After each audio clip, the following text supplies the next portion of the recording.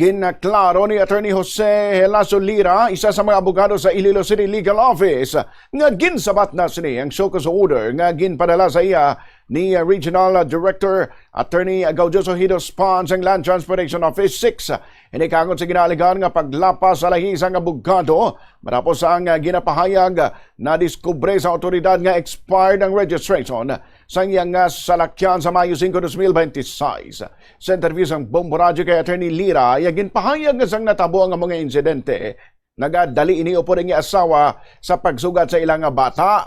Pahayag pa sining isang tion man nga nakita na sila sang personnel sang LTO. Wala man sa iya asawa nakasuksok sang seatbelt bangod nga ginapangita sining iyang antipara nga nahulog sa idalom sang pulungkuan. Ginpamangkot man sini ang LTO enforcer kung ano ang maayo nila nga himuon kag nagsiling si Lira nga isuhan na lang sila sang citation ticket kung mayara sang violation.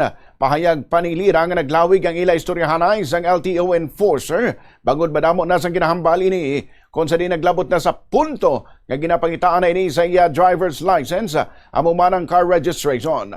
Wala naman ay baluan ni Lira nga nag-expire na ang car registration sini bangod may ara lang ini sang ginatugyanan nga one-stop shop para sa pagpa-renew sa iyang lisensya.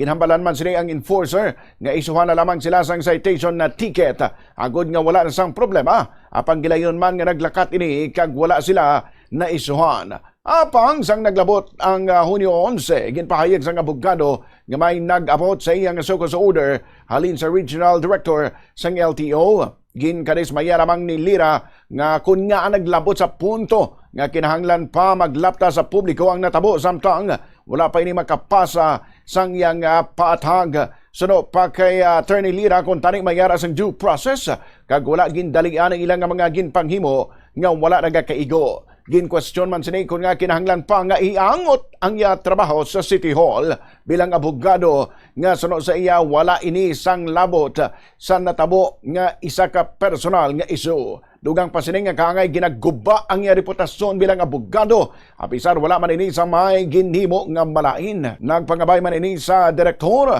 sang LTO6 nga ilang i-evaluate sang maayo ang iyang sabat kag magahulat ini sa masunod nga tikang sa opisina kung ano ang masunod nga matabo.